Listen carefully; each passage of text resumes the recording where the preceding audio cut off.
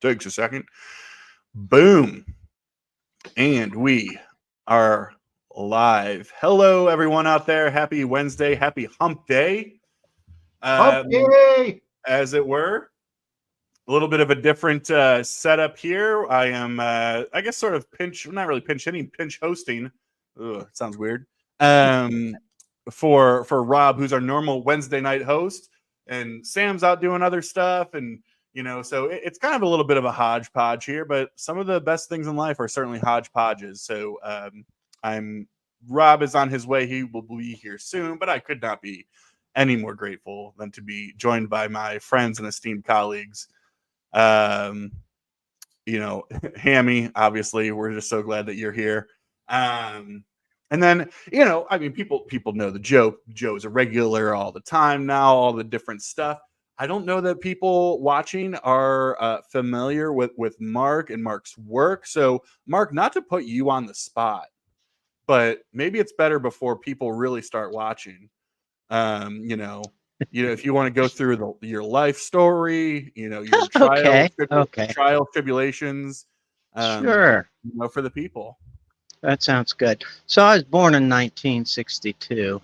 My mother tells me it was a rainy April day. Anyway, my channel is very 70s centric. It started off as a Beatles channel, and about 3 months ago, I decided, you know what, I don't want to just talk about the Beatles. There's so much music I'm into. I don't want to be put into a category where when interesting stuff comes up that's non-Beatle related, I feel guilty about it. So I changed the channel name to just my name. And now I just talk about records that meant something to me and mean something to me now. A lot of 70s, little 80s, and hit and miss after that. But that is basically it. I have a lot of fun with the videos. I love the interaction, meeting people. Alex started near the same time I did, and I see Garage Geek is here. And for a while, we were kind of neck and neck in subs, and I felt we were on equal footing. But then suddenly, you took off Beer and Vinyl, and now I'm just another chump in the VC basket. But that's my story, and that's what we're going to go with tonight. I would like to thank you for not taking us all the way back to conception. I'm glad.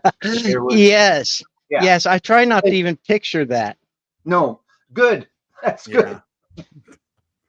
Hello to everyone out there. John, glad you're here. Trevor, good to see you. Richard, FBA, Garage Geek. Will House, hello everyone. I don't know who was mentioning. Maybe it was you, Joe. Before we went live, you're talking about your dilated pupils or something. Ever since you said that, I'm having like foggy vision. Yeah, well, I had eye tests this afternoon. I had the whole wind in the eye. What kind of bullshit is that? Like, why do they have? I know why they have to do, but why do they have to do that? There's got to be some other test. But then, yeah, the drops to dilate the pupils, and then go home in the bright sunlight, and then come home and come down to the dark basement and then put a 1,000-watt bulb on so that you're not, you look semi-okay on the camera. But anyway, so yeah, pupils are a little larger than normal. I haven't been that big for a while. So yeah, that's what I got going on. Yeah, I'm like reading some of these comments. I'm like struggling to see them. I'm like, there's that. Do we have a fan in the audience, Mark here, Garage Geek? Yes, he's a big fan of mine. He has been stalking me for a couple weeks now. His name's David. There's nothing wrong with him. $100 wouldn't fix. Nothing. I love it. Well, coming live from a conference hotel in the southeastern United States, probably fresh off of Debbie's Love, and not the good kind. Please welcome our fearless leader. Good evening, gentlemen. Yeah. Hello, sir. How's everybody doing? Good. We're having some audio issues though with you. Uh-oh. Yeah. Sounds a little staticky. Very staticky. My hotel internet could be shit. Yeah, the connection seems okay. It just seems like an audio very like staticky sort of loud thing. Bear with Okay, me. now, Bear with me. We are barren. so yours are dilated too for any reason other than just because I said it or what? Not the ears are dilated. Dilated ear. Oh, you said ears. Oh, that's funny. I Yours. thought I heard ear. Yes. Yeah. I don't know if they're dilated. I just foggy. I'm like trouble seeing some of these comments, but I also like need to make my screen bigger. I'm getting old. Hammy, Mark, you'll get there someday where you start struggling with some of the eyesight and have to get glasses and stuff like that. But Yeah. um, Yeah. yeah, I'm not looking forward to it, my man. Not looking forward to it. yeah. Um, You're looking bad. I don't want to ever get there. thank you. Now, Mark, I gotta say, this is what probably your he gone. Probably what your third live stream. You know, maybe I know you were on one with Steve and Trevor and Marsha P several months Yeah. maybe ago. Yeah, that one was a good one. That went well. The last one with you was fiasco, and Okay. I almost never did a live stream again. But then when you sent the link, I'm like, I'm going to try it, and it was the technical difficulties that were screwing me up, and the 15 vodka tonics I had drank. So Cool. Really, I think the limit is 14. You would have been good at 14, but I can see absolutely, how that absolutely, no, I get I'd that. never learn my lesson when it comes to vodka tonics.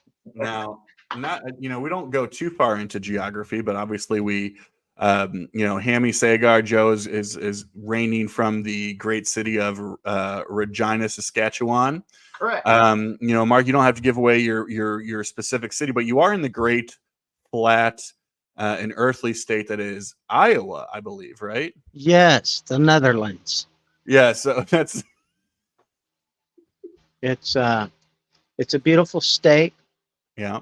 Lots of heat, humidity, meth.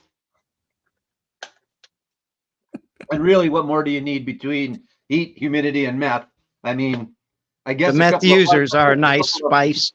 Well, hey, Mike, MGK Boston's coming in. He has his first sentence is very, very corporate, big city Mike, basically. And then the second one is a little bit more, I guess, human oriented. I mean, the aging talk didn't last long. We were just, it just happened. So, we're glad you're here. But there's that. Let me catch up here. Yeah, live streams can be frustrating. I know there's been a lot of people. We'll see how Rob sounds. Looks like he got some headphones in. Hey, good to see you, my man. I'm glad you're here. FBA, everybody talking to each other. Good stuff going on. All right, let's see how Rob's doing here. Hello. Does that sound better? Oh yeah, Nailed it. Static is gone. very nice. There you go. Had to dig out the Oh, headphones. And then while I beautiful, did that, beautiful. my friggin' laptop died as I was grabbing my headphones. So Oh yeah, Yeah. of course. I'm not in world headquarters, so I don't have all my gear with me. Right? Right. How- How's Atlanta? Oh shit! It is Is it? 35 degrees and like 80 some odd % humidity. So Yikes. it's warm. Yeah. Brutal. Yes, sir. All the way around. Well, appreciate everybody there. Rob, glad you're Yeah. here. Did you have a good dinner at least? I mean, work dinners are typically above average.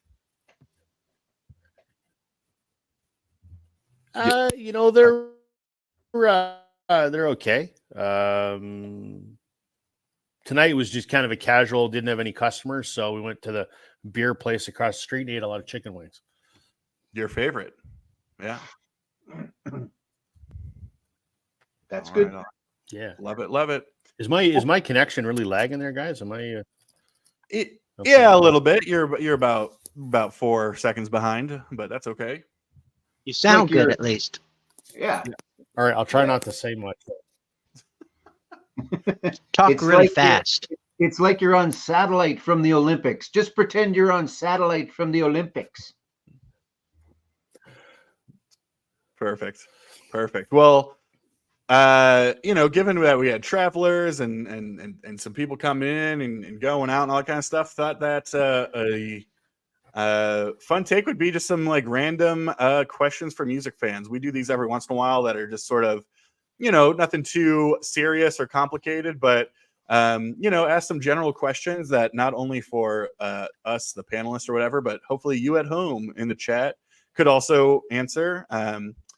No right or wrong answer to these. These are really just open to interpretation, and hoping people can share just a little bit about whatever they are talking about, whether they're able to show something or not. And then obviously, if people have questions or they want to follow up on something, we can do that. I mean, really, this is about Mark Morris, because his whole channel is dedicated to talking about music and records that were meaningful and are meaningful to him. And that's what this whole show is about. So really, it's all about Mark. In all the ways. So I will say the first question that we have 5 questions, and who knows if we'll get to all 5, or maybe we'll go through all 5 really quickly. But our first question we have, and again, for the people in the chat, if you want to answer, go ahead to, or whatever you want to say, is show an artist or an album or whatever that you find is like grossly underrated. So tons of underrated artists out there. It's not the most original question ever, but just whether it's that artist that you always felt should have been bigger, or you don't understand why people don't love them as much, whatever that is, the first question is just an artist that you find grossly underrated. So, Mark, you are our special guest of honor this evening. I would love to start with you and see what you picked, and see what Hammy and Rob and I and everybody watching thinks of it. All right. Thank you, Alex. So I've been pretty busy today. I had a lot of things to do. And then I had this dinner with my niece. I ran in here and I read these questions. I just threw some things together. So if you don't like the records, it's because I had to pick them pretty haphazardly. But I was going through my records, and one of the artists that I own that I think maybe is underrated, I don't know if grossly underrated, but Jim Croce. I really like Jim Croce. I know he's kind of thought of as, a dollar bin guy. You get his greatest hits and you're good to go. But he has a lot of great songs for as short of a career as he had. And I don't see him very much. Alex, you mentioned that Sam St. John is a big fan, but I really don't see him very much. I'm not going to say he's grossly underrated. He didn't get a lot of material out, and for the time he was out there, he's pretty well known, especially in the 70s. That singer-songwriter thing was really big. But in my collection that I have right now, he was the best example I could find. I think that's a great answer. I mean, it's interesting. He's never, he did 2 or 3 studio albums before his tragic passing. But he's not typically brought up in sort of those classic singer-songwriter sort of categories, right? Like, he's not thrown in there with obviously Bob Dylan or even like James Taylor, some of these other, but like, I think in terms of the songwriting and the performances on those records, they're great. Absolutely. Yeah. He's no Bob Dylan, but he could definitely be, he could compete with James Taylor, I think. Oh yeah, absolutely. Well, and without a lot of albums out there, they still were able to put together a pretty decent greatest hits, best of type of thing. So you're getting it right when you only have X amount of albums, but there's still a really decent. I don't think absolutely, but they can put together a pretty solid compilation of your music. And I've always liked Jim. Jim's one of those guys back in the 70s. Singer-songwriter, 70s gold. There's lots of different ways to describe him, but I've always enjoyed his music and still do, obviously. So yeah, Garage Geek mentioned Harry Chapin, and that's who I closely associate Jim Croce with, just because of their short career, their impact, and their early deaths. Just tragic deaths. For a couple of Canucks present here. Yeah, A little different. Gord was a little more earthy, I think. I mean, Jim wrote some great songs, obviously, like, Bad Leroy Brown and that. A little different though. Not, I mean, singer-songwriter still, but again, I would compare, or I would say Gord's a little more earthy. If that's I think that's a good. I think that's a good little word more for it. folky. A little more folky. Sure. Yeah. Yeah. Gordon, Yeah, I would right put there. more on a level with, I mean, not on the same level, but approaching the direction of Dylan. I don't think Croce was a Dylan-esque person, but I think Gordon actually had that capability. Yeah. I would agree with those sentiments as well. Most importantly, when we're talking about quality of songwriter and skill, we do have to recognize that he did have the best mustache of all those guys. Yeah. Yeah, Trevor. Yeah. Yeah, that's absolutely true. John makes a good point as well. Yeah, you just highlighted. There's a difference, I think, between underrated, underappreciated, under commercialized, right? Like, I'm going to show a band that I think if you know, and you love them, I think, and there's lots that do. But if you look at hits, right, you think Warren Zevon had Werewolves of London, kind of, for the most part, right? Yeah. But his catalog was so good. Yeah. But if you ask most people, have you heard of Warren Zevon? That's all they're going to know. Yeah. Right? Yeah, So, I almost picked Warren Zevon, but then I saw this Jim Croce record, and I'm like, I'm going with Croce. That's it. Well, with that, Joe, go ahead, take it away if you want to with your first pick. right. So, as I said, I wouldn't necessarily. These guys are not commercial, but they're not underrated. I don't think that they're underappreciated by their peers, by others in the music industry. They kick ass live. They're still making music. Unfortunately, Mike Ness of Social Distortion had some cancer problems last year, but really one hit, kind of. And not to call him a one hit, but one hit again. And I think if it wasn't for Guitar Hero, there'd be a whole generation that would have no idea who the hell Social Distortion is. Of course, they put that one on there, but just good. And especially this one. I put this one first, but this album is fantastic. There's so much good stuff on here, but back to the self-titled, and then Mummy's Little Monster, and just all the way through. Again, I think that amongst their peers, you definitely wouldn't consider them underrated. By those in the know, you wouldn't consider them underrated. So this was my example, I guess, of a band that should have been bigger, and whether they cared or not, I guess that's the other thing too. We as the listeners and as the fans see it as underrated. But if you were to ask Mike Ness, would he care if he only had one big hit on the radio or that only one people knew? I don't know. I guess I'd have to find Mike and ask him. But so that's my choice for this question is Social Distortion. Just good California punk. And again, still making music. I don't know that there's new albums for the last little while, and there's certainly more than that. That's just the ones that I had.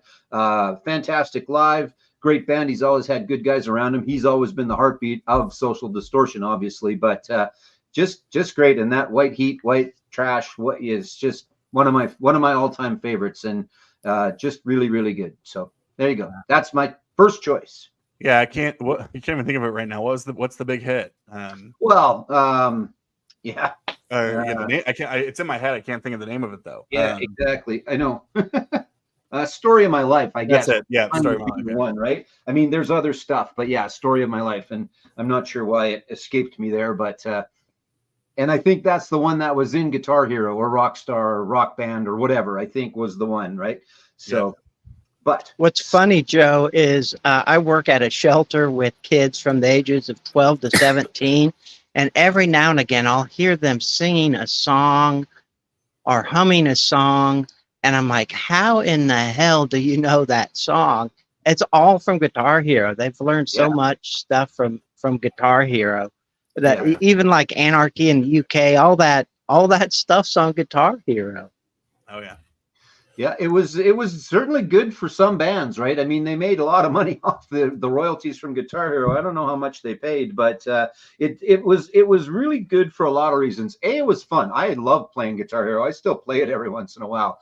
I could never play the damn drums, but Guitar Hero was always great. But yeah, it definitely opened the eyes and the ears of a different generation to a lot of good music, including stuff like, even Fleetwood Mac, right? Fleetwood Mac had a couple of big songs on there. There was lots of good stuff. There was the whole Beatles rock band. So Richard had a good point. Yeah, Ball and Chain was kind of big for them as well. I guess they weren't necessarily one-hit wonders, but they weren't consistently album after album. Yeah, I think if you were to ask the general music fan that wasn't deeply involved with Social Distortion, that would be the song that they would say, right? In The Story of My Life. Yeah. Yeah. For there you go. Yeah, very cool. Awesome. Rob, you don't have any show and tell, unfortunately, but you can certainly tell. Exactly. I didn't bring any records with me on the plane because, it is what it is. So, when I think of underrated bands, I mean, as a band I've talked about before on my channel that I love, that not a lot of folks know. I don't know if you can see that or not, but Grace Potter and the Nocturnals, from rock band from Vermont. Absolutely love them. And what I loved about them is they were like an honest rock and roll band. They were they started playing in bars and they worked their way up to playing, Red Rocks, and they were, solid sort of 70s flavored rock and roll. And I saw them live and they just blew me away and they were incredible.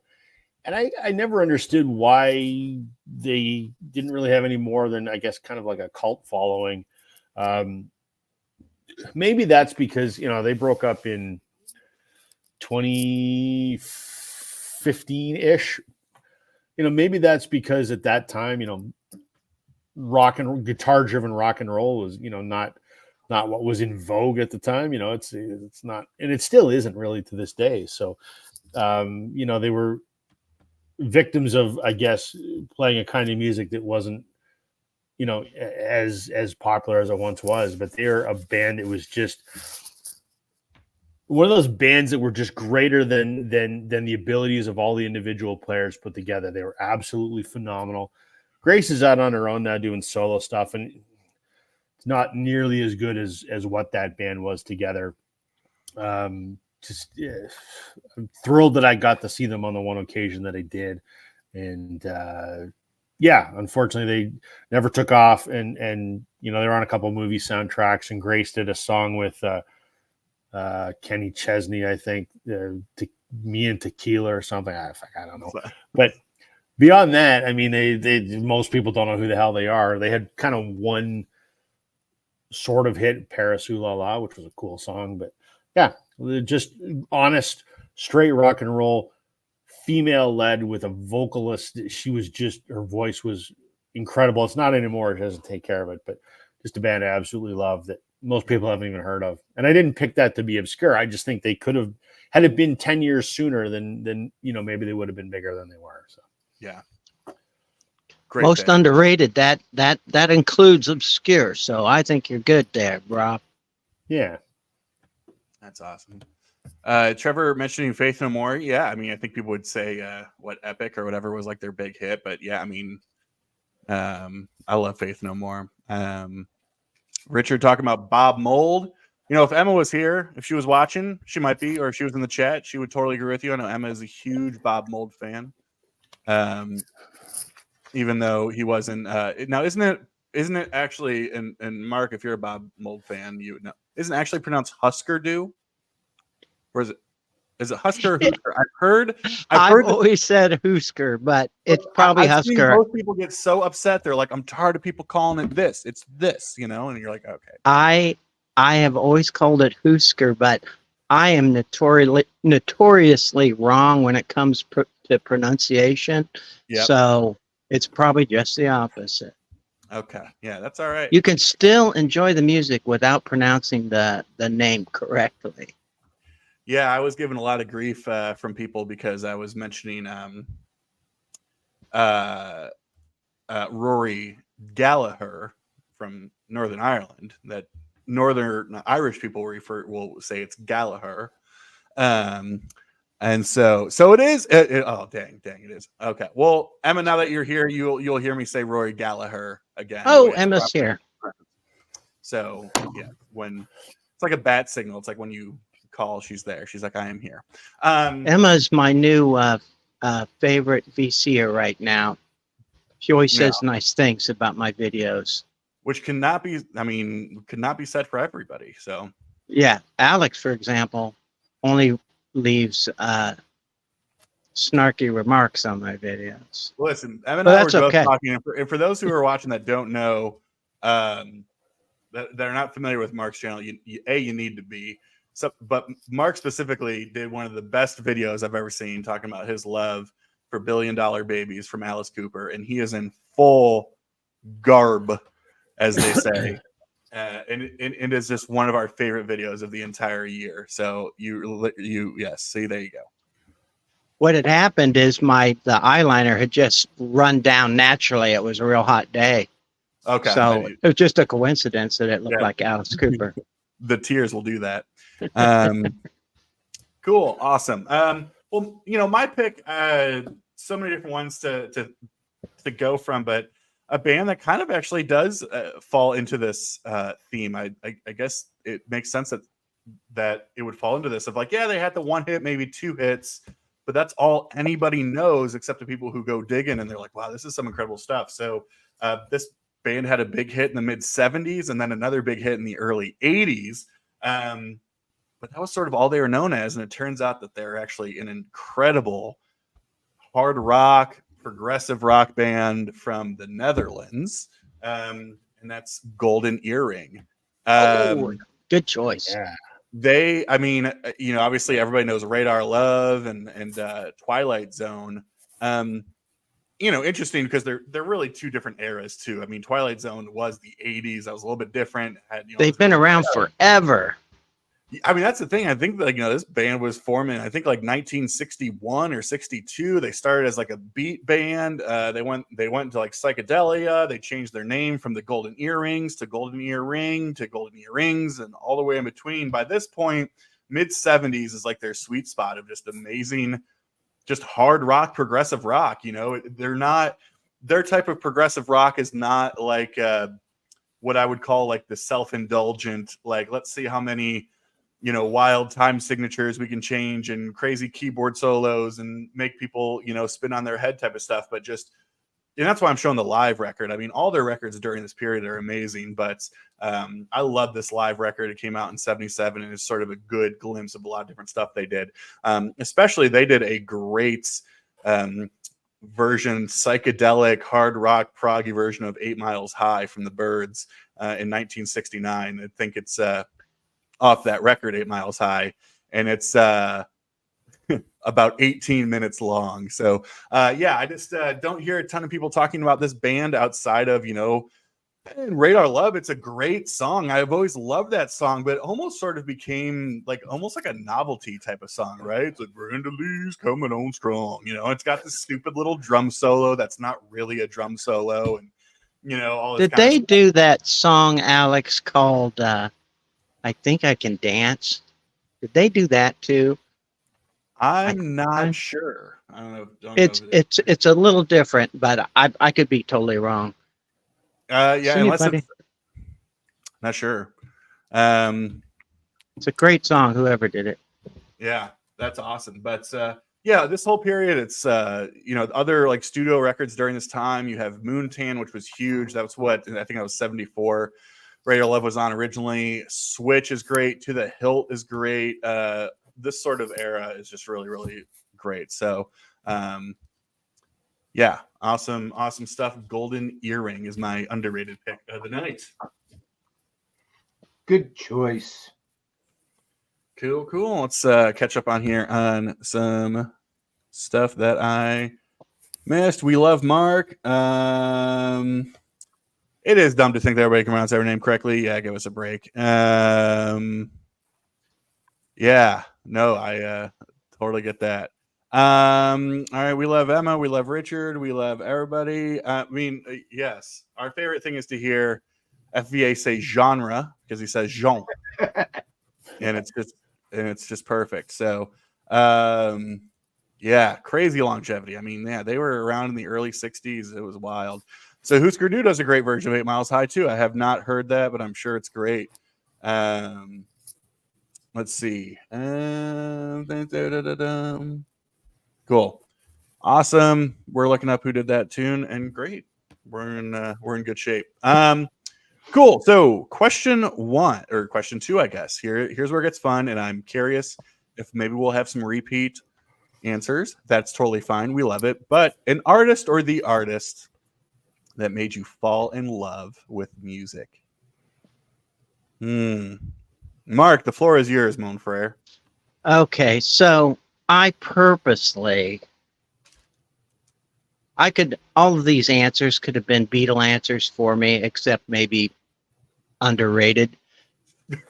Yeah. But I purposely did not choose any Beatles because it's just too typical of me. So I did a little different. Simon and Garfunkel. When I was growing up, my sisters had rooms downstairs and my brothers had rooms upstairs. I didn't have a bed. I slept on the couch. But my brothers would listen to records upstairs and my sisters would listen to 45s downstairs. My brothers played all the Simon and Garfunkel, and I found myself drawn upstairs. And some of the first songs I really loved were actually from this album. I still listen to this. I still love it. I still love Great Harmony. I just immediately took to the kind of melancholy, solemn songs of these guys, of Paul Simon and then Art Garfunkel's beautiful voice. Just loved it. I tell a story in one of my early videos where I wanted to learn a song all the way through, but not like a song like you learned at school, like Go Tell Aunt Rhody or something like that. And so I memorized the words to Richard Cory. Have you guys heard that? Anyway, so it's a pretty grim song, but I would practice it on my walk home. And I remember finally getting through all the verses. I'm like, I can do it. And I got home and there's that line in there about, and the orgies on his yacht. Well, I get home and I asked my brother, what's an orgy? And I started laughing and he's like, where'd you hear that? And I said, in that record you play all the time. And he told me an orgy was a big party. And he wasn't lying. But 4 years, I'm like, oh yeah, I'm going to an orgy this weekend. So anyway, I just loved Simon and Garfunkel. And it really, even Simon and Garfunkel before the Beatles even. The Beatles really blew me away, but I love Simon and Garfunkel. Really got me into music. That's the question, right? That's perfect. Yeah, absolutely. That's a Okay. great story too. Yeah. Some great answers coming in too. Hammy, let's go to you, sir. All right. I'm going to go with a twofold answer. First off, not necessarily an artist, but I'm going to throw in the fact that my dad was a big music fan, and that's where my love of music came from. Now, the things that he listened to are not necessarily the things that I listen to, but the fact that he did on a Saturday night, him and my mom would get together, he'd get a case of Heidelberg beer, they'd throw some tunes on, they'd drink some beer, and they'd dance around in the living room. And that's memories from, when I was a little kid. So that's a big part of it. And then I'm going to shock and surprise everybody by telling them this record and this band. Right? See, look, I shocked and I surprised them. Can't believe it. But it is. It really is. I'm sitting there. I'm however old. The Paul Lynde Halloween special comes on and these guys come out and shit starts blowing up and I like the music and everything's good. And then from there, it just became that much more. I liked a lot of bands. I liked a lot of music. I liked a lot of things, but I was never necessarily a fan of a band until these guys, and then that was it. And then there became others. There were the Eagles, there was April Wine, there was a lot of bands as well. And I came into the Beatles, and I came into some other bands. But like I said, just the first time I saw these guys on TV, it was like, holy crap, what is that? And for me, the music holds up. And I know, Rob, we've had the discussion of whether it does or it doesn't, that there's some fluff, and you're still in your journey of listening maybe to Kiss and experiencing them. It's admittedly, Joe, it's been a bit of a struggle. I get that, and I understand that, and I don't have a problem with that. I mean, there's lots of people that don't get it, don't think it's any good, don't understand. But from seeing those guys came my love of seeing live music, came my love of the pyro and the lights and the big sound and all of that. And then, then there was all the other bands that had the pyro, well, not so much the pyro at the time, but the big sound and the big everything. So yeah, again, it's not going to surprise anybody, but that's my choice, is Kiss Destroyer. So, and it's the cool orange version of, because this is Resurrection, slightly different. So yeah, surprise. Very cool. Yeah. Rob, knowing some of the other type of music that you're into, maybe we would do like the non-Kiss thing and say, Rob, maybe if you're trying to get into Kiss, since you're coming from like a Def Leppard, Bon Jovi background, maybe start with Hot in the Shade or Crazy Nights, as those are their, those are like their hair metal albums, man. You know, yeah, maybe the way to go. It just, I don't know. I guess I don't get it. Is where I'm at the moment. I just don't get it. And yeah, no, like I said, there are lots that don't get it, and there are lots that get it, and it is what it is. Yep. Love it. I could see that being an answer for a lot of people, Joe. But for sure. Rob. All right. I'm going to pull a record out of my suitcase, because I came prepared. I like the way that Mark answered this question, because my answer would be very similar. The Beatles, of course. I mean, the Beatles were everything. That's what started it. And I remember the first time my dad played me Abbey Road. I remember the first time I heard Sgt. Pepper. And yes, it was the Beatles. But I agree with Mark in that that's kind of too easy of an answer. So I'm going to go with the next one that when I heard it, I was just, what is it? I was hooked. And wow, I need more of this. And that's the Band. If you can see that. Specifically their second album, the self-titled album, the Brown album, as we call it. Mm-hmm. There was just something. I knew nothing about them. I didn't know that they were 4 Canadians and a guy from Arkansas. I didn't know that they were Bob Dylan's backing band. I knew nothing. But I heard Up on Cripple Creek on the radio. That's a great song. And Dad's, might like this record. And so I listened to it, and there was just something about it that I'm like, this is different. This, not that I had a great frame of reference to go by, because I was just kind of getting into music. I was only maybe 14, 15, something like that. But there's just something about it that I connected with, that sort of resonated with me. And so, I listened to this, and I listened to music from Big Pink, and they kind of sort of maybe formed a good part of the foundation for what I still listen to. I listen to a lot of that sort of, Canadian Americana roots rock kind of, that led me to other things like Fleetwood Mac and the Eagles and all of that. But that's kind of where it started. And I still don't know what it was about this, but I just thought, oh, that's frozen. We're losing them. We've lost them.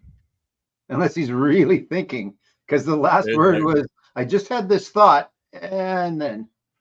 Well, and I mean, who's back? Hello. Sorry. Yeah, you're good now.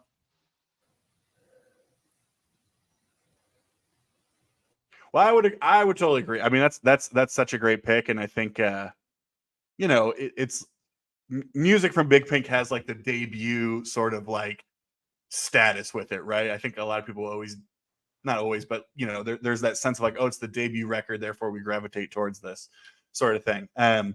But yeah, that self-titled second the Brown album is just I mean, that's just a perfect record, man. That's just so good. So yeah, so thanks, Mark. Yeah. Yeah. That was,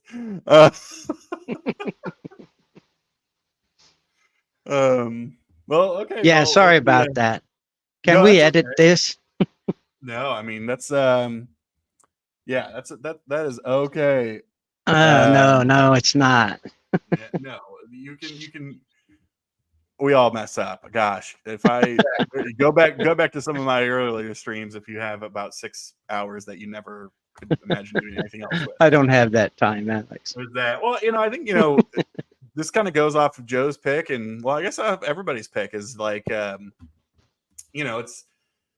it's how the question's phrased, like, right? Like, who was it that made you fall in love with music? It's not necessarily your favorite band or, the album or the band you think is the best. It was like that click, aha moment, whatever it was. And for what sounds like most of us, this happened when we were early in life, in our teens, maybe, if that, like if we were in that developmental stage. And it's so funny. I mean, I've shown this band a bunch of times on Wednesdays and on my channel, but I got no shame. It's so funny now that this has become a band that I don't listen to at all anymore.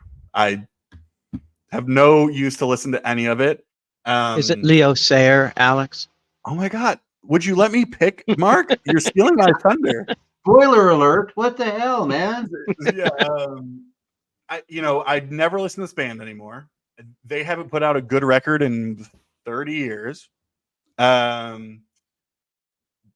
But they just have that connection to me, and it made me fall in love with music and with them. And I still, if I see them live or if I see a video of them live and they come out with the lights and the smoke and everything going on, I still get that same feeling I did when I saw them the first time when I was 14 years old. And so it's always so funny that this has remained a top 2 favorite band for me that I never listen to anymore.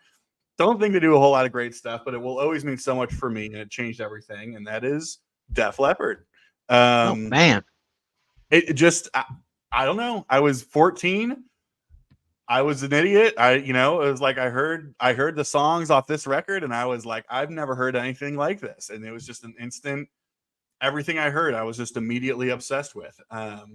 So yeah, I don't know. It's crazy. Again, I've seen this band the most times out of anybody in my life, up to I think like 10 or 11 times, and they emotionally mean the world to me. Although I never listen to any of their music anymore. I don't have to. I listen. You don't have to apologize for it, Alex. About 20 years ago, I would have probably judged you pretty harshly on that. But I've gained some wisdom in the last 20 years, and everybody connects with music for different reasons, how it came into your life, at what time of your life. If I would have heard Def Leppard live at 14, I guarantee you I would have been into Def Leppard. Oh yeah, absolutely. Maybe even 16, you could go to the orgy. No, by 16 I had some taste. I wouldn't have been messing around with it then, but yeah, 14 or 9 or something like that. Yeah. Okay, yeah. Well, we're all kind of trying to justify our pick, but our pick is our pick, right? Again, when we do these, I think, for me anyway, to say I don't put a lot of thought into it is not the right way of putting it, but I don't put a lot of thought into it. Kiss, for me, is what popped into my head first, the answer to that question. If I thought about it more, there'd be other bands and other things, and there was lots of great music going on. Like I said, my dad was listening to a bunch of different music, crooners. My biological mom was the Beatles fan and things and all of that. But when I saw the question, that was just the answer. And that was just the answer for you, Def Leppard. And I love Def Leppard still. You're right. They haven't put out anything good for a long, long time. But those first 5, we'll give them the first 5 albums. Will we throw in the 5th one? I think so. Why not? Fantastic records. They were just good. They were just good music. So yeah, we don't need to justify any of it. Yeah, Mark, I don't need to justify it, Mark. No. Yeah, I gave you a pass on Kiss, Joe, but just don't give an answer like Rob did, where I had to kick him off the screen. Get him So out. I have some buttons here. And That's right. you want to be thinking about your answers. My fingers Oh. hovering right above these buttons. I got one with Joe on it. Well, that's, Oh, you can't run, Joe. You can't run. well, and actually, Mark, I think that's a perfect segue for our next question, because maybe unlike oh, fantastic. This one is me, and that's Def Leppard. So there Oh you my go. God. Awesome. You've never showed me That's that. awesome. No, I don't know. That's from a few years ago. So I love that. it was a very quick meet and greet. Here's the band. Thanks for coming. Appreciate it, guys. See you later. Move along. Yep. But it was good though. It was cool. Yeah. And that's why I don't pay for meet and greets. But I mean, you were doing like radio stuff, right? And all that. Yeah, it was. It wasn't a paid gig. Yeah. Yeah. Yeah. I'm not going to shame you all by pulling out the picture of me with Pat Boone, but it's over here. Attaboy. Good stuff. It was Well, when Pat Boone was doing that heavy metal album. Yeah, when he Yeah. when he did all the covers of the Sabbath album, right? Yes. Well, perfect segue over for Mark, because unlike Mark, this next question is regarding an album that never gets old. So, yeah, again, open to interpretation. This could be a personal pick. This could be, obviously, they're all personal picks, but what's the record you've heard a gazillion times, maybe, but it just doesn't wear on you, and all that type of stuff. Mark, I'm curious what you're gonna show here.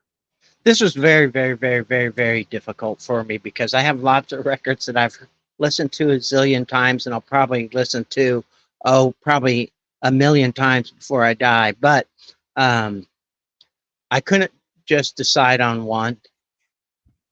So, but I'll make it brief. Bob Dylan, Desire. I love this damn thing. I love every song on here, even the ones people complain about. But it is just a really, really good album, and it's one of my favorite Dylan albums. I like Blood on the Tracks, of course, and I've listened to it a zillion times, but I think I've listened to this more. And when people ask the impossible question, what's your favorite Dylan song? That's a stupid question, but I have a stupid answer for it. I love the version of Isis on this. I just love that song so much. Then the other one is Rust Never Sleeps, Neil Young. This came out, and I was obsessed with this, played it over and over and over again.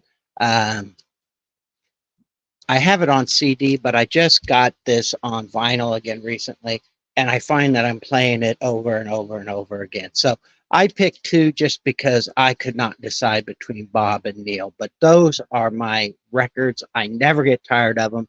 I know I never will.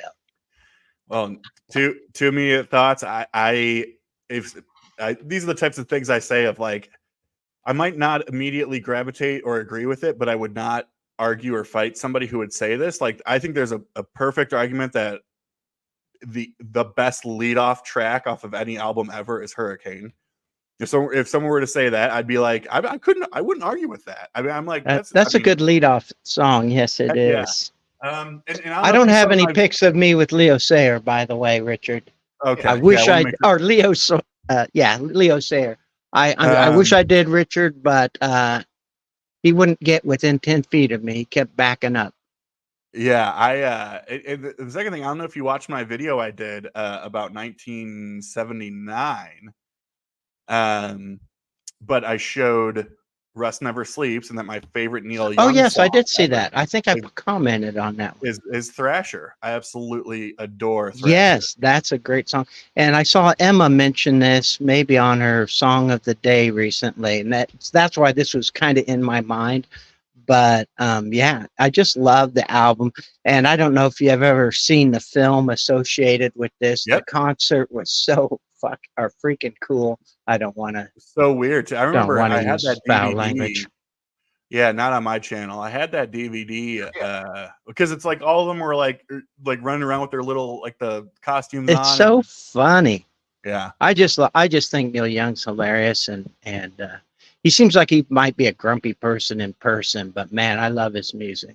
Yeah, right. That's all us Canadians. All us Canadians are pissed off all day, all the time. That's right. That's what they say. It's not true. The Breeders, Ohio's own. I think Breeders are from Dayton, Ohio. I've always wanted to get into the Breeders. So if Last Splash is the way to go there, Will, I think that's great. Yeah. I've always wanted to be a breeder too. Yeah. Yeah. Aren't you though? You have a child. I try to. I try my best. Okay. Not bad. I give it the old college try. Yeah. The classic, the definitive kind of shoegaze album of all time there, Richard. I love it.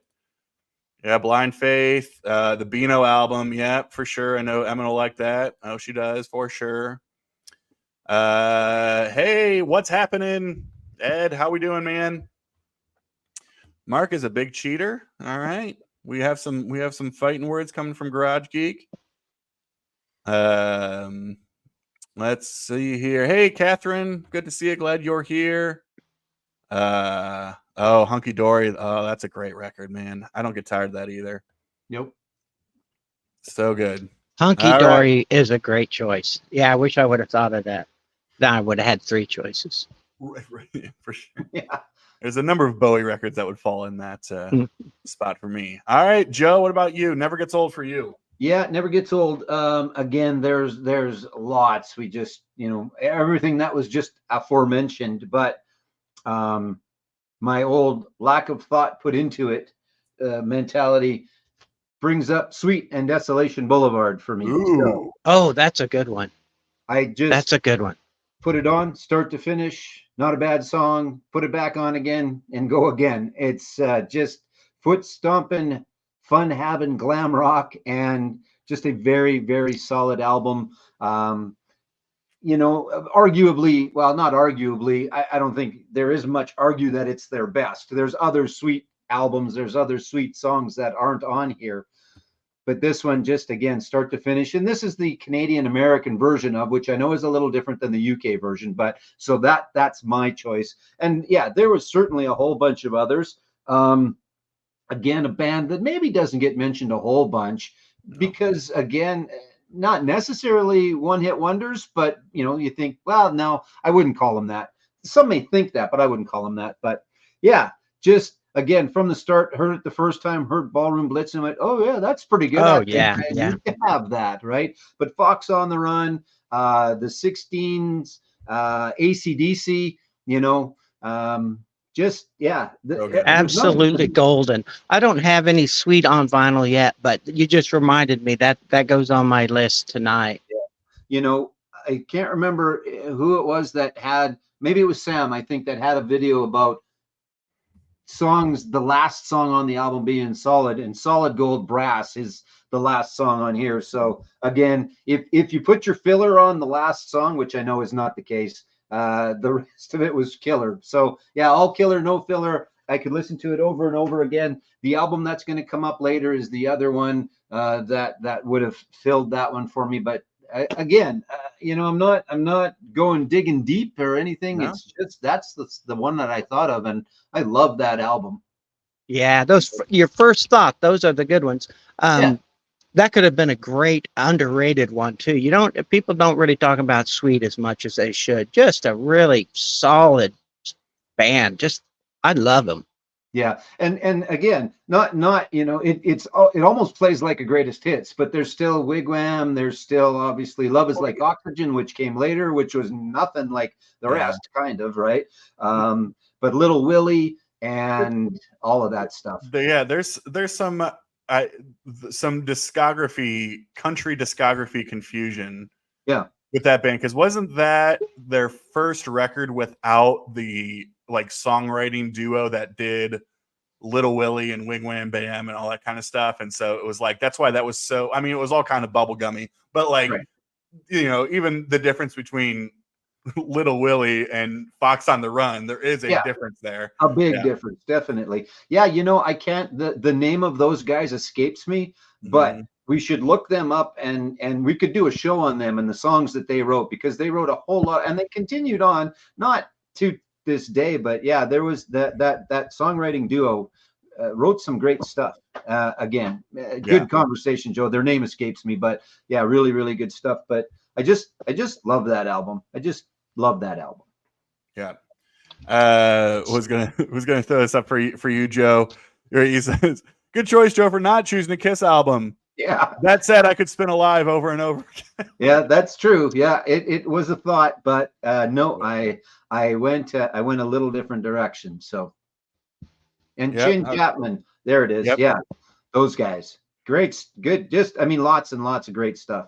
Like again, but kept it pretty bubblegummy, pretty poppy, but some big hits like I think Tony Basil was them, if I remember correctly, right? Which was a massive one-hit wonder, and so just some good stuff. Yeah.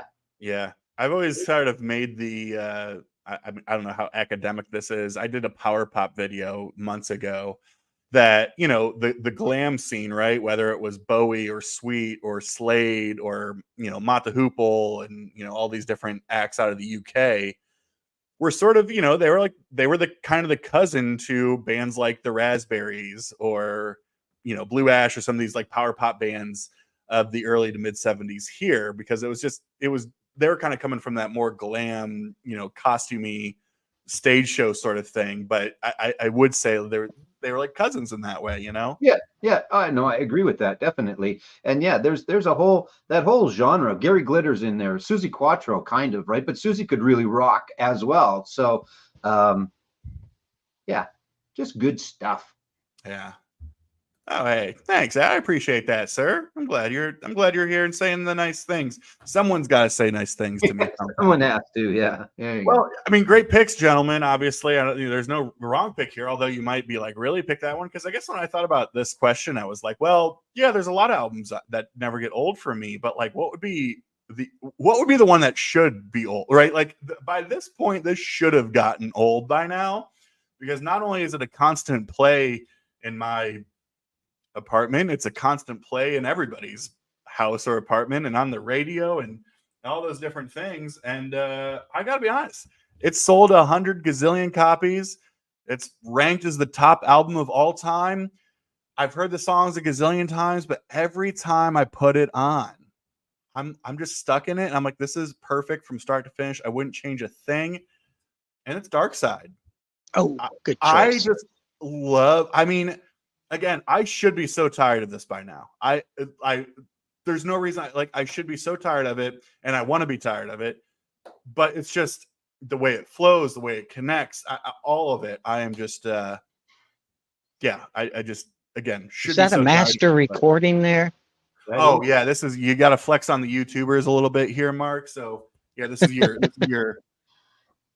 MoFi. I share that when MoFi Mobile Fidelity Sound Lab, or MoFi, began in the 70s, the first two records that they said, we want these to be our audiophile, our first records that we pressed to vinyl, funny enough, were Dark Side of the Moon. And of course, at this point, I think we're talking 1979 or so.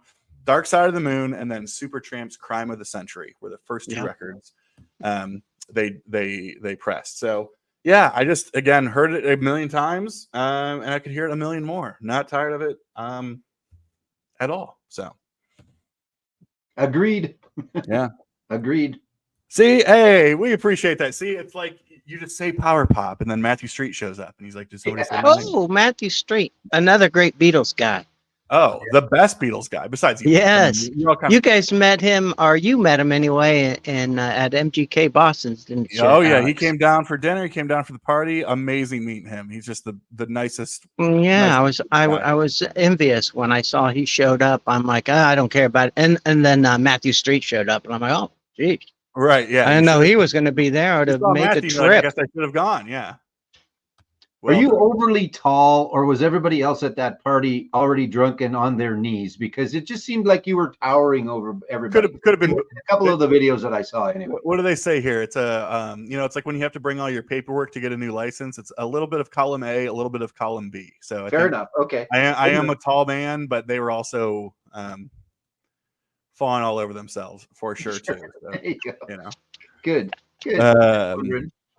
So selfishly, Mark, we're going to go back to you. This is my favorite question of the night, just to see interpretation or how you two looked at this. But the question is, an artist that surprised you. An artist that surprised you. What does that mean? I feel like a professor. I was like, what could that mean? So, Mark, your thought, how did you interpret this? And Oh, dear what's your God. story here? I'll tell you how I interpreted it. I forgot about this question, but Okay. I brought several records over because I did it very haphazardly. I did forget this question. I was going to use this record for something else, but this is a surprising album for me, so it works both ways. Talking Heads, Fear Music. It did surprise me. And my story was I was considering using this. Is there another question coming up, or is this the last one? No, there's another one. Is it about one that changed your life? Correct. That's the last one. Yes. This album will be used for that question. Okay. This question, an album that. Can you repeat the question for me? Or an artist that surprised you. Okay, an artist that surprised me. I'm going to say we can go to Joe first if you want to sit on it, Mark. I do have one. I had heard when Sinead O'Connor's I Do Not Want What I Haven't Got came out, that Nothing Compares to You song. I had heard that song a zillion times on the radio, it was on videos. I liked the song. But I didn't, it wasn't something I was going to run out and buy. And then a friend of mine had it in their car stereo, and they played it. I was shocked how much I love that record. I love that record. I love it to this day. I just got it recently on vinyl. It will probably show up in my Albums I Love series. But I was so shocked about how much I love that record. I remember she was playing it, and of course, she goes straight to Nothing Compares to You, which I'd heard a zillion times, but then she lets it play through, and I'm like, holy smokes, this is really, really good. Yeah. And I ended up buying it, and I still love it to this day. I was surprised how much I loved Sinead O'Connor, especially that record. I could go pull it out, but it's hot here. Yeah, for sure. Wouldn't be the first time I've heard that. So you just showed that on your recent video, as you just said too. So I encourage people to go watch that and to hear your Oh, good thinking. Good thinking. Go watch that video. Yeah, it's a great one. Hit the like button and all that kind of stuff, right? Is that true? Is this Emperor's New Clothes is on that record, or are you? No, that's on. Yes, it is on that record. Or is she talking Fear of Music? Because she's both talking. She was talking Fear of Music before too, and so I wasn't sure. Yeah. Oh, Catherine's here. Yeah. Hey, Catherine. Catherine, I love Catherine. Yes, Emperor's New Clothes is on that record. It is so good. It is so awesome. I love that song. I love all the songs on it. I've even come to love Nothing Compares to You. But her original, Prince wrote that song for her, but all of her original compositions, I think, are much better than that song. I just, it's such a painfully personal record, and she has some real specific incidents she's obviously recalling, but it's just a universal feeling of like it's like a really intense breakup record, even more intense than Blood on the Tracks, I think. So she is very acclaimed. I think it's safe to say that. And we had bought a collection a little while ago for the store, and in it was Lion and the Cobra. And I hadn't listened to that for a long time. And I listened to that, and it's good. And it was, but in my mind, it was, well, geez, she wasn't quite living up to the Sinead O'Connor that I remembered, I guess. Right. Or the perception that I had, especially since she passed away. I think Mandinka on that was the big one. Yeah. And then we bought another collection, and it had that album in it, and I listened to it and went, oh, okay, that's why Lion and the Cobra was good. Absolutely. And you listen Absolutely. to that album, and it's, oh yeah, that's why she is as acclaimed as she is for voice, Yeah. songwriting, and everything that she is. She did another one called Am I Not Your Girl? And it's all cover songs. And I usually don't like albums where they're all covers, but she does such a great job. I love that album too. I just love her. I'm so sad she died in such a tragic way. Yeah. Cover albums like that can be good. Obviously it comes down to you don't necessarily have to like the songs that they picked if it's the artist that you like, because you know it was important to them to pick the songs that go on that album, and they have pretty much given it their all to sing those songs, I think. So they can be very good albums. So That's absolutely right, Joe. And like stuff that I never thought I would like she does a version of Don't Cry for Me, Argentina on there. That's another surprise. I never thought I'd like that song, but when she did it, I freaking love that. I love the way she does that song. It's awesome. much maligned for the Saturday Night Live appearance because of the picture, right? But whether that was I was so proud of her when she did that. She was so hated for that, but you know, she wasn't protesting Catholicism necessarily, but just the cover up of the sexual abuse. I want to be very clear. She was right. Oh, absolutely, absolutely. Someone else just said it. Yeah. Yeah. It was Exactly. like, well, you know. Yeah, she's definitely an artist that you have to look back on and wish there would have been a little more output from before. Even, you know, I mean, obviously she only passed away recently, but it kind of waned a bit and there wasn't a whole bunch, or at least not that I'm aware of. Would have liked to have seen a bigger output from her than we got. Yeah. So. Her mental health issues obviously got the best of her, but man, when she was in those golden years, she was great. Yeah. Agreed. Love it. I guess we've lost Rob. We've lost Rob to the hotel Wi-Fi or the minibar. I hope Rob's in his little, Marriott or whatever, eating chicken wings in bed, getting hot sauce all over the sheets, and rolling around like a pig in mud. Excellent. I don't know if I needed any of that imagery in my head. Well, no, it's gonna be hard. Yeah. As a saw Shanae on her first live dates, New Haven, 1988, right when The Lion came out. She was all of what, 20? Unbelievable. Yeah. I bet. Yeah, I bet. Man. Emma, don't get any ideas, all right? Joe, who surprised you? What surprised you? Okay, so the way that I interpreted this is someone who I didn't give a lot of credit to. She was huge. And then the album I'm going to show you came out, and I appreciated it immensely, and then went back and learned to appreciate her music before that and her contribution.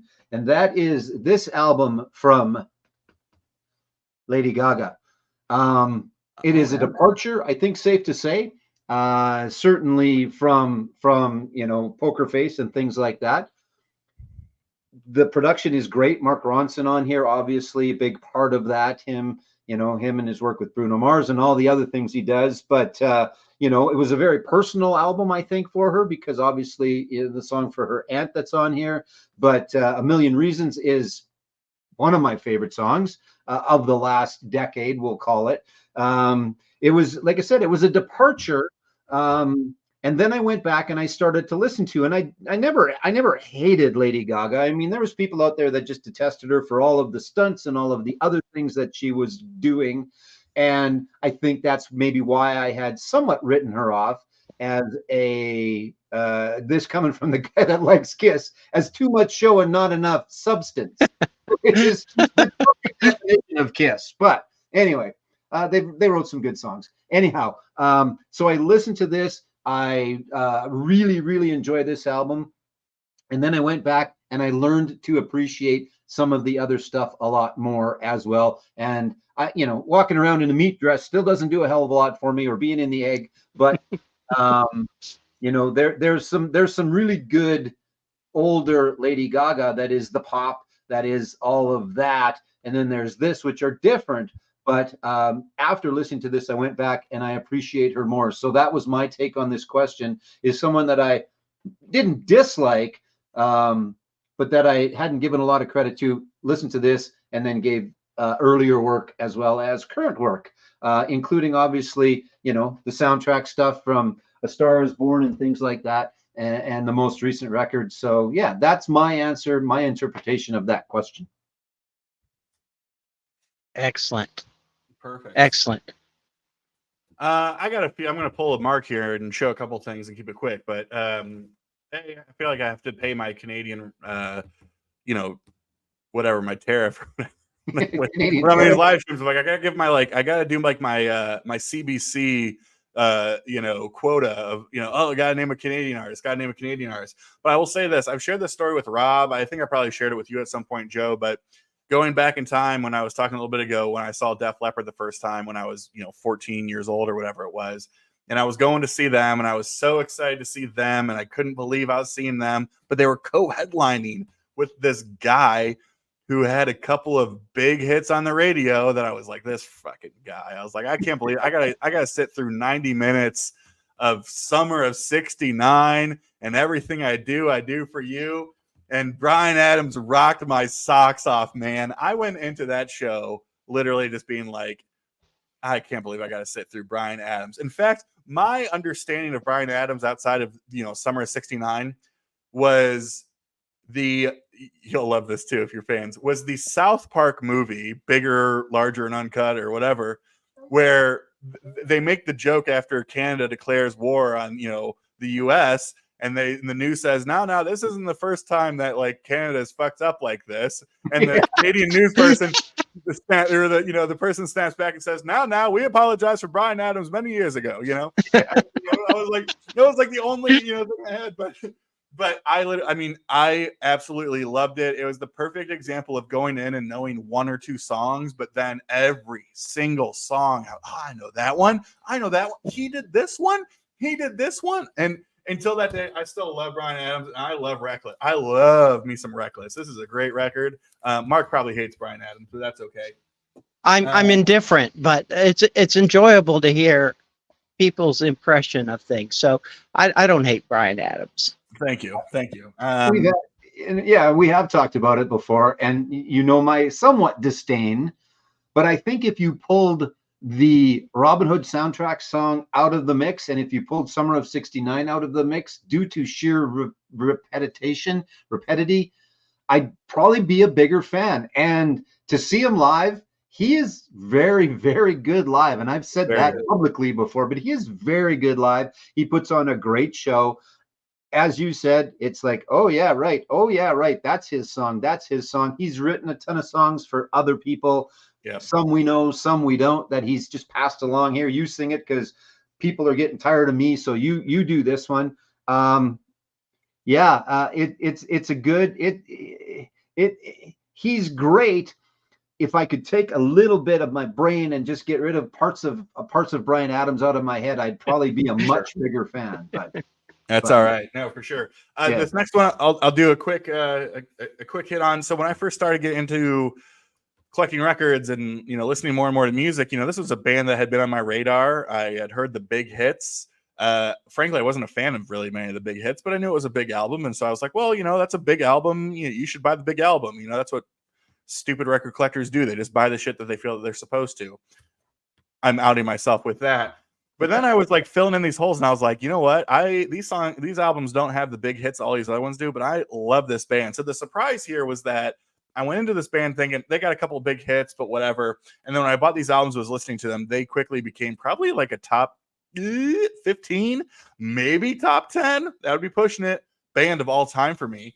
And that's Supertramp. These two records I freaking love.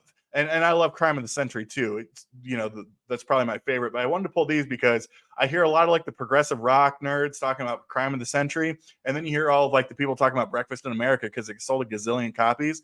But these two are the ones in the middle that I think, truthfully, are just as strong. I absolutely love it. First of all, one of my favorite album titles in arts ever. Crisis? What crisis? You know? Yeah, love the album. Perfect. And then, of course, even in the quietest moments, with the classic Fool's Overture, just an amazing Roger Hodgson composition that's, I think, like 10, 12 minutes long and just beautiful in every way. So, yeah, shout out to Supertramp. They just, they really surprised me because, again, I just thought they were known for when I was young, I think that life was so logic, you know, I'm like, Jesus, get over it, you know? And so, you know, but going back in time and just getting into some of this other stuff, they blew me away. So, yeah, I was all in on Supertramp. I still like Breakfast in America. That Crime of the Century, that's like a prog album. Yeah, for sure. It's like it's so different than what I, you know, because that Breakfast in America was the first one I'd ever heard, and then I started buying other ones, and I was really surprised by Crime of the Century. I was like, wow, it's not what I was expecting, but I like it. Oh yeah. Even in the quietest moments would easily be the answer to a question ago where it was what album will you never get tired of listening to, and that is one of them. Even in the quietest moments, we've talked about that before. Yeah, everything on that. So, ooh, that's a great point there. A lot going on. Well, and I was all in on, you know, back to the Lady Gaga thing. I know some people were, you know, a little bit like negative about it. I was all in on her doing stuff with the Stones. I think she sounds great on why do I want to say Tears in Heaven? It's not Tears in Heaven, but I know what you mean. Sweet Sounds of Heaven. Yeah. Yeah. No, like the stuff with Metallica, right? Like she puts on her leather jacket, she gets out there and did Moth in the Flame, and then a badass, yeah. And she did Don't Let the Sun Go Down on Me with Elton John too. They did that in LA on the Strip a long time ago. All the crooner stuff with Tony. She can just fill in and go, okay, I'll sing with you guys today. I'll sing with you guys. And there's some few like that. I think that Miley falls into that category as well, who is maybe another artist that I'd written off a little bit. But the more that I see her doing different stuff, like singing Jolene with Dolly Parton or again, doing Nothing Else Matters with Metallica, she might fall into that category too. Like Party in the USA, I don't need to ever hear that again. I'm good with that. There's a lot of other good stuff. And I really like Flowers. I like the new album. It's good. Yeah. What brought Lady Gaga to where I started taking her seriously, like I mentioned before, I work at a shelter with 12 to 17-year-olds, and they all love Lady Gaga. So immediately I'm like, oh, God, this has to be awful. But then I started seeing her performing with all these people I love, and I'm like, wow, these people think something of this woman, and I started listening to her. I don't have any vinyl, but I definitely have a respect for her, and I do enjoy her songs. Same with Miley. I mean, my daughter watched Hannah Montana, and I had to watch so many episodes of that, and I was never going to take Miley serious, but I've heard her sing some these blues songs and stuff. She's really, really good. I enjoy all the stuff that isn't hers. Right. Yeah, she has a killer voice. You're right, Alex. Yeah, exactly. That's a great point of when she does the covers or she's with other bands. Again, I've grown to appreciate and enjoy some of her stuff as well. But like just a killer voice and charisma and talent and all of that. So, yeah. Awesome. I don't need to see that twerking anymore, but well, we all did something stupid. Jealous, Mark. No, I'm not jealous of that. I can twerk better than she can, and I challenge her publicly to for a twerk off. She won't accept it though. She's a coward. Yeah. You know, I mean, if she knows she's just gonna lose, why would she bother? You know, right? All right. Well, speaking of twerking off, Mark, we're gonna go back to you here to talk about the album that changed your life. I have a feeling we know this one. We do. I'm going to show this record again, and the reason I'm showing this, I was trying to think. I don't really can think of records that literally changed my life, but something happened with the Talking Heads. I was I grew up in a big family. I had lots of older brothers and sisters. I had lots of friends that influenced me, and almost all my musical taste or things I had discovered had come from another generation or from friends. Talking Heads was the first band that I embraced by myself. I'd seen David Byrne perform Psycho Killer on some program. I thought it was Saturday Night Live, but I started looking it up. I don't think he ever performed Psycho Killer on Saturday Night Live, but I remember the day, a couple days after Saturday Night Live, I went to our local head shop and looked through the records, and I wanted to buy anything by Talking Heads because I was so in love with that song. And this album was there, and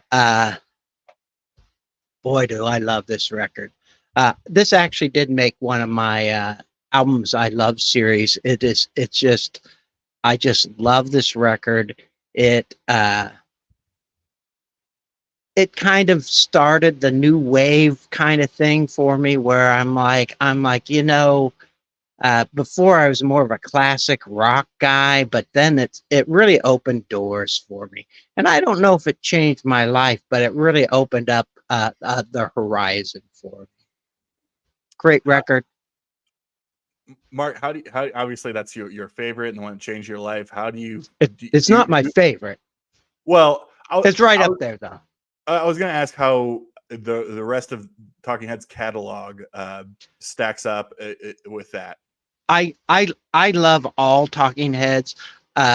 When I talk about this record on albums I love, I mentioned that I kind of go between this and Remain in Light. I love Remain in Light as my favorites, but I don't think there is a bad Talking Heads record. I would not regret any of them. Little Creatures is great. I can't think of anything that I would put really low on the list. Some are better than others that I listen to the most, but this, more songs about building and food and Remain in Light, man, I listen to these a lot. Yeah. And I just really love them. I don't listen to True Stories very much, I guess, but I love the movie. The movie's great. I came to the Talking Heads late. Friends of mine, they were big on them, and I heard them lots, and I again didn't dislike them, so they could have maybe fallen in again to the last question. But man, once you start, it's all good. And then you see David Byrne and you see the band, and that's even better. Like it was so different, package, right? Yeah, definitely. So yeah, that's a great choice. That's a very good choice. So thank you, Joe. Yeah. All right, cool. All right, Hammy. Yeah, this one, I don't know. There's obviously lots and lots and lots of choices. So back to the adage of not a lot of thought put into it. And it's a album that it's not new, but it's not that old either. I had listened to lots, and the artist had lots of albums before it. But, and I've mentioned it numerous times before. I think it was my number one on the Desert Island album, but it's Tom Petty and Full Moon Fever. Tom had lots of great music before this. I had listened to lots of great music before this, but it's just this album. It's the album I think I've listened to start to finish the most times. It has the song that will play at my funeral on it, which is Free Falling. I thought it was gonna be the Zombie Zoo. No Zombie Zoo at your funeral? Yeah, no, that too. Actually, it will be a Zombie Zoo. Yeah, no, that'll be the walking out song. They're carrying me out if I go. Yeah. Anyway, they're carrying me out. Zombie Zoo. Yeah, exactly. But start to finish, there's not a bad note. There's not a bad lyric. There's not a bad song. There's not a bad anything on this album. The people that were behind it, along with Tom, are fantastic. So. Again, there's more answers than this one, but this is the one that got chosen to be the answer for this question, and I will stand by it. So there you go. The thing about I don't know what more you Tom, can say about that album either, really. I mean, again, there's lots of great Tom Petty, and that is my favorite. That and Wildflowers, I think, obviously, but yeah, it's just solid. It's just so good. what I love about Tom Petty is he was so consistent. He never did a bad album. Sometimes, you know, you weren't surprised. You were never really totally surprised by what he did, but it was always consistently good. And there was always songs on each album that just like really stuck with you. I just have a great love for Tom Petty. Yeah, I agree. I don't know if you could call this a little bit of a departure. Not, it might be a stretch to call it a departure.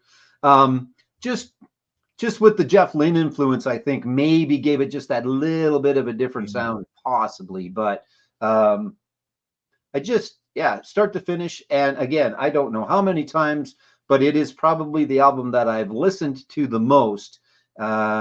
You know, and there's albums I've had for longer that I haven't listened to as much. I continually and will 100% go back to that. And so again, did it change my life? No, but it is a seminal point in my life. I'll give it that for sure. That would be another good video. Maybe a live stream idea, or just video idea. Because I think you could argue we just use two of them, or whole catalogs with no bad albums, right? Like right? Like, I'm not saying that they're all incredible or perfect, but you know, there's no hot space in there. Or you know, there's no well, you know, actually, I don't know. I was about to use Kiss because Kiss seems to be the topic of the night. But it's funny, Joe. I don't know if you've noticed from your side, but the amount of like videos and kind of retrospectives I'm watching now, there seems to be like this new love for music from the elder. Like, people are like, you know what, actually that was brilliant what they were doing, you know, opposed to like what a lot of people thought first, right? And the concept and all the rest of it. Exactly. So to me, is there a bad Kiss album? No, there isn't, because I like it all. There was only one that Tom didn't like himself, right? If you watch the documentary, it's like, nope, don't want to talk about that. Didn't like that one. And it escapes me now. It's the colors on the front. I'm getting old. My eyes have cleared up, but my brain is a little fuzzy still. What the hell was that album? Wake Me Up? I can't remember. I'll figure it out. Just talk amongst yourselves. Yeah, it's all Wham covers. Yeah, that's exactly it. Mike, that was a terrible joke. I know. I'm ashamed. No, there was one in the like the 4-hour documentary that was Tom Petty that I thought it was like, I don't want to talk about that. I don't like that album. Let Me Up. I've had enough. I thought that was the one that Tom didn't like himself. Okay. Yep. With the colors now. Yeah. Okay. Yeah. Kind of like David Bowie's least favorite album is Let's Dance, I think. You know, interesting. Oh, did he say that? I don't know. That's one of my least favorite, but I didn't know he said that. I always say that. I always kind of joke around that's David Bowie's least favorite album because it was the most commercial. But I mean, what's funny is it's like it really is kind of the same as, you know, Never Let Me Down or Tonight. It just had major hits on it. Yeah. You know, and granted, I think Blue Jean was on Never Let Me Down, but or Tonight. But yeah, that is not even the hits. I never put my trust in Modern Love, so I'd listen to it though. I listen to it still. I enjoy it. I put it on. I like it. The church on time. Modern Love's a great song. Yeah, I wouldn't know about. You're not going to get me to say that that's not a good song. I love that song. Modern Love walks beside me. Modern Love walks on by. Great song. Okay. Do they get to the church on time? Oh, I was going to say, but does it get us to the church on time? Okay, what's yours? Alex, go. Not that I'm not enjoying your singing, Mark. If you listen to that song, though, the conclusion is God and man do not believe in modern love. It's a I don't know. I just like this song. Don't you shut your mouth. Now that's a Iggy Pop song It is, China yeah. Girl. That's right. Uh-huh. Yeah, exactly. Yeah, I'm sure he hates that record. Yeah, and all the way to the bank. Yeah. Yep. Well, I would say, You know, I- China Girl is really great. It's a great song by when Iggy does it. And I know Bowie has a co-writer thing on that, but you know that is so Iggy Pop, that whole song, and he was dating that China Girl at the time. And when Iggy sings it, it is a powerful song. Bowie puts his little production twist on it, and to me it really took the punch out of the song to me. I still liked it, but Iggy's version I will always love. yeah. Don't think either of you are jazz fans, but Will, I want to give a shout out. That is an incredible record from Charles Mingus, Black Saint and the Center Lady. I have the whatever the reissue was that Acoustic Sounds or like the Verve series did from several years ago, and yeah, both that and Mingus times 5 or whatever Mingus are all just so good. That shit's wild and I love it. So okay, cool. My a lot of different ways to kind of approach this. I think I approached this from, and this reminded me of, there was a thread going on months ago about like the top 10 albums that changed your life. So, you could just like, pulled from there, I guess, if that was like a thread that people were doing. And this was on the list. I think for me, this was the one I went with for a couple of different reasons. I would refer to this as like my third wave of like reigniting my musical passion. It's like I was really heavily into it when I was in like high school and then sort of like fell off. And then I came back a few years later and then sort of fell off. And then really this was a record that over the last several years, when I heard it the first couple times, it just blew me away. And I said this before in that video that for me, and this is like the change my life thing, not necessarily from a standpoint of, something dramatically changed my life, but this idea that music has such an emotional connection to you. It can emotionally elicit and pull out emotions from you. It was the first time I heard a record that I was actually emotional hearing it.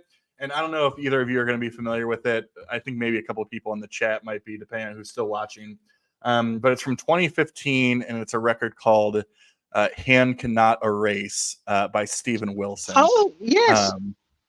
And so the story with this, and again, first of all, this is, I don't know about you two, but like, I find myself really, really liking the super depressing concept records. Like Mark, Yeah. we were talking Instagram, like Berlin, like give me the Love it. crying fucking kids, give Yeah. me the drugged out. Like I want that shit, right?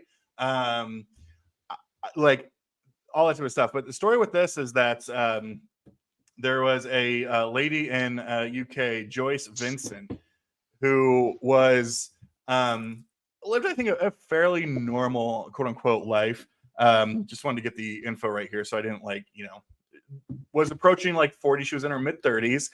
She did spend some time, it looks like, in like a domestic violence shelter, and then some issues towards the end of her life. But the story was that this was someone who had, for all intents and purposes, she had friends, she had family, and lived in a flat in England. And basically in the mid 2000s, in 2003 or so, she would end up passing away alone in her apartment, and nobody knew about it. No one called, no one from work, like all this different. So she was just someone who just disappeared from life, and her body was not found until 2 years later. Wow. Right. So it's like her neighbors just assumed, like, decomposing bodies, they're like, oh well, there's like a waste plant right next, like, I mean, the most ridiculous stuff. And so that's what inspired this record. So the record is not necessarily like a storytelling of this instance, but certainly inspired it. And I think it's really a record of grief. It's a record of isolation. It's a record of obviously a lot of different deep subjects. But when I heard this, I was blown away. This does fall under, what a lot of people would call like prog or progressive rock, but it certainly it's nowhere near as proggy as the stuff he was doing before this. There's a ton of great accessibility songs here.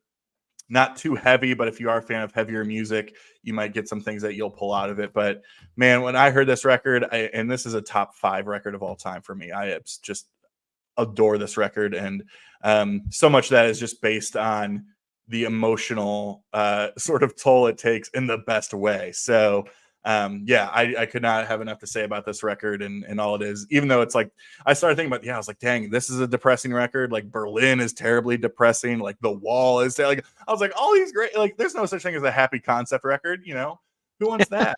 So, I mean, I'll be showing one. Gosh, I could have showed it, but I'll give a little teaser for those. I'll be posting hopefully in the next day or two my summer vinyl tag video that's been going around.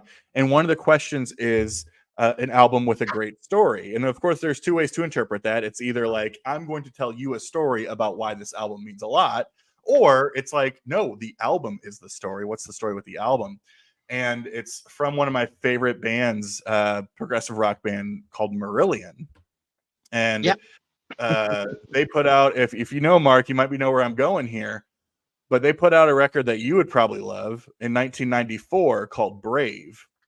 And almost in a very similar way, this record was inspired by the singer heard over radio that a young girl was found walking one of these big bridges in England. She was just found alone in the middle of the night by the police and refused to talk, refused to answer any questions, didn't say a single thing. And so they had to, throw out on the radio, like, who's missing a child? Like, this was like because she wouldn't talk at all. And then eventually was returned home. But essentially they, that inspired the record. It's terribly depressing. I mean, terribly depressing. But the coolest part, and this is so sad, I'm sorry out there. The coolest part is that when it was released and on the subsequent reissues, on side D, because it's a double LP, and granted, like in 1994, I don't know that it was ever pressed on vinyl outside of maybe like a random country in Europe. But when they did the reissues of it and had it on a double LP on side D or the 4th side, it was a double groove. So depending on where you drop the needle, you can get one of 2 endings to the album.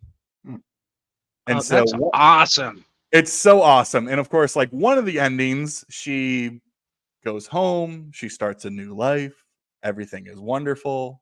Oh, that's fantastic. And then in the alternate, depending on where you drop the needle, the alternate groove ending is just 7 minutes of water. And it's just like, oh Lord, indeed. I'm like,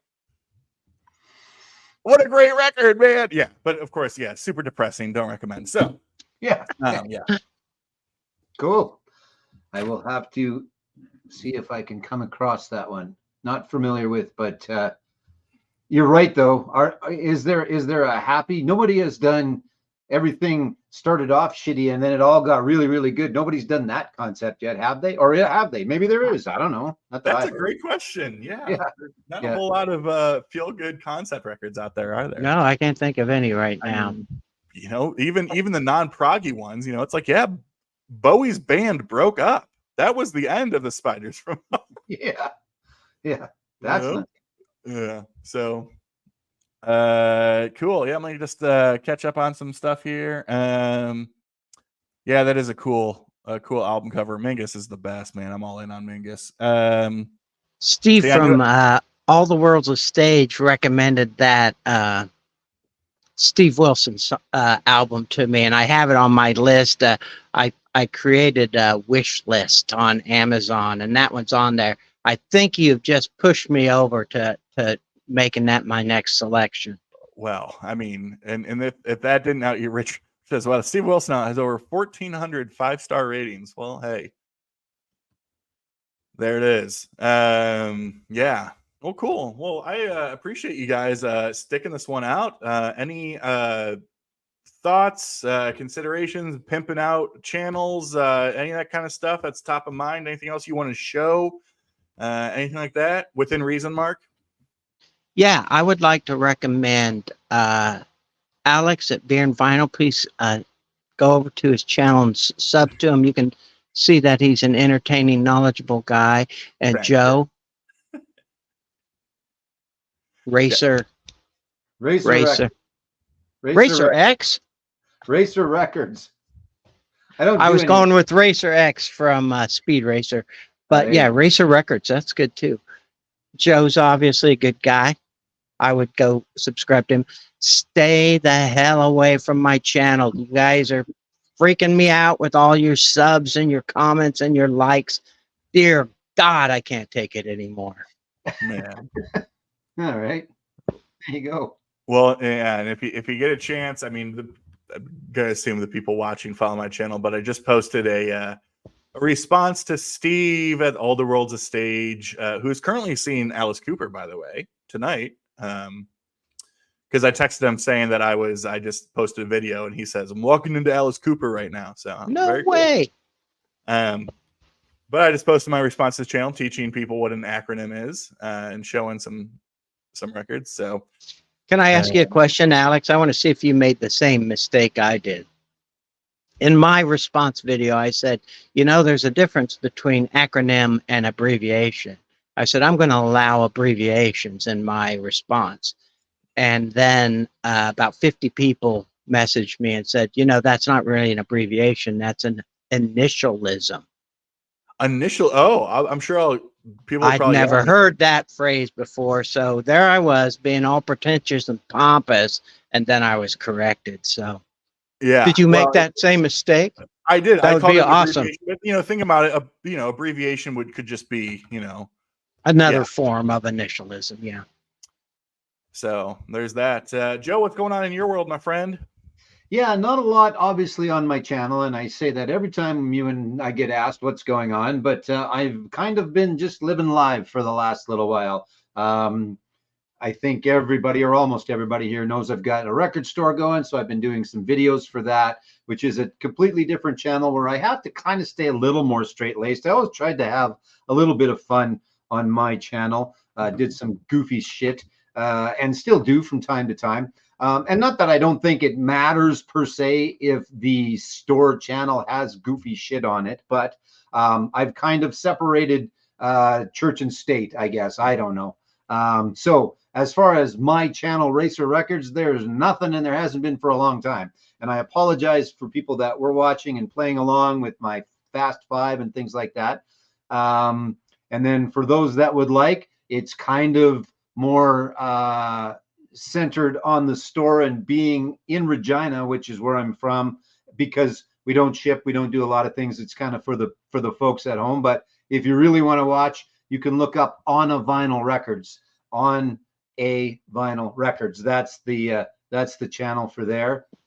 Beyond that, I'm sure people are getting tired of me saying I'm going to go and see Green Day, and it's a week and a half away, but I'm really excited for that.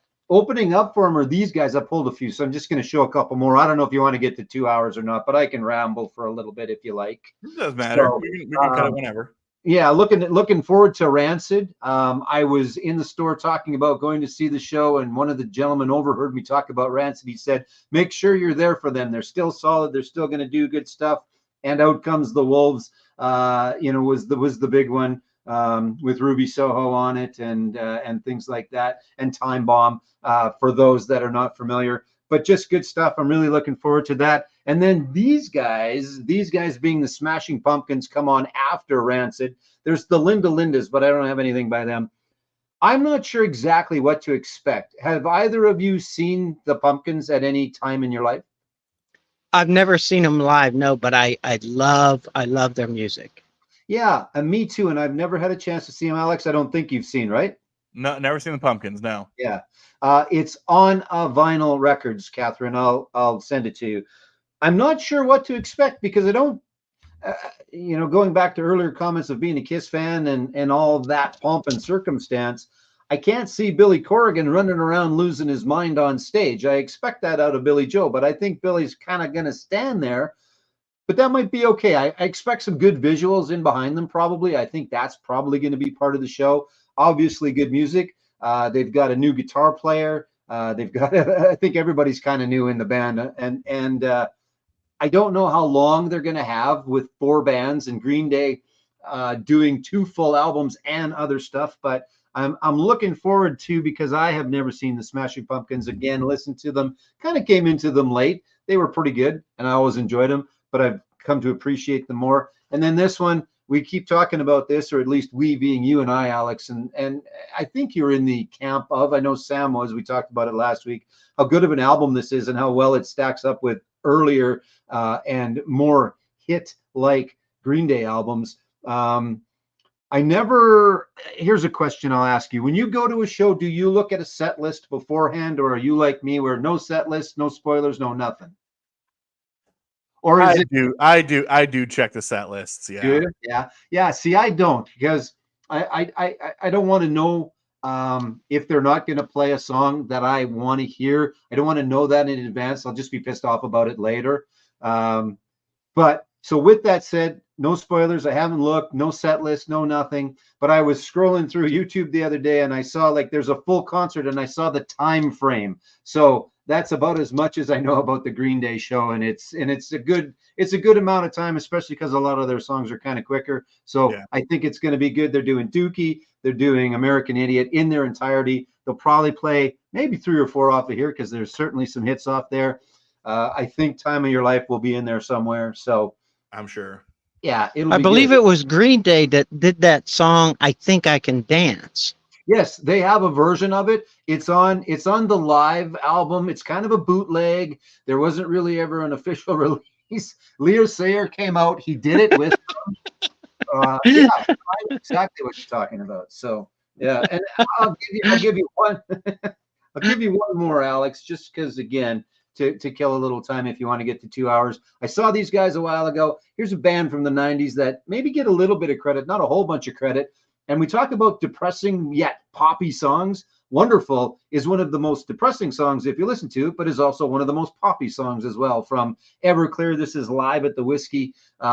This is also, if you want to give it a listen, is on YouTube, and it's recorded very well. I think it was almost an official that the full concert's on there, but it's a great way to get a whole bunch of great Everclear songs. He still sounds good. He's got new band members, but it's really good. I just picked this up a little while ago, and it's on, I keep flipping shit around. It's on Fancy Mint Green. So that's good. If you're an Everclear fan, I would recommend that. Yes, it's live, but it's recorded well. It's all the hits that you want, and plus a little bit more. So there you go. Hey, Alex, I thought of a great live stream we could do. Oh, depressing albums we love. Yeah, depressing albums for depressing people. That's it. Yes, because I know we both love Nebraska by Springsteen. Ooh, yeah. I love that album. My brother and I had a depressathon party one time when we had everybody bring their most depressing albums. And somebody brought The Wall, somebody brought Nebraska. It was a great party. We laid razor blades and nooses around the place. It was I listened to Nebraska earlier today. God, that is such a good album. It is so damn good.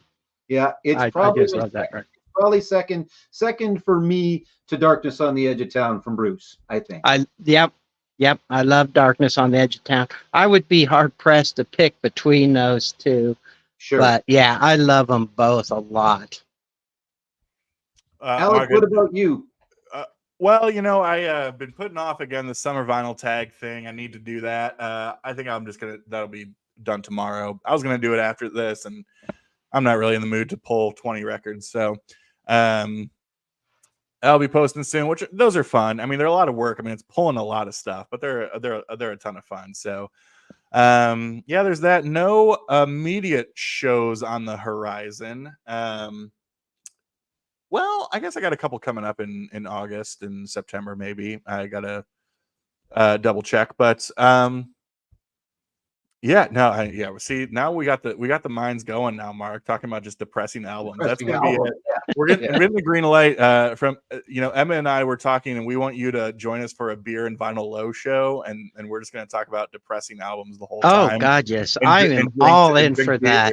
Yeah. the thing is, I think we'd all pick the same albums: Berlin, Pink Floyd, The Wall. The Final Cut's pretty depressing. Yeah. Nebraska. There's so many good ones out there. Could you narrow I can down, think of. Could you narrow it down to one from The Cure, or would it just have to be the whole discography, right? There's a Come lot, on, yeah. come on. Other Don't than make Friday, it. That's an impossible task. other than Friday I'm in Love, right? Which is again Or the Smiths, man. The Smiths can bring yeah. you to the edge. Yeah, very much so. Yeah. Yeah. There's lots. There you go. Maybe that'll Hey, be we it. got ideas. So we're just sitting around a table drinking bad beer, and it's gonna be great.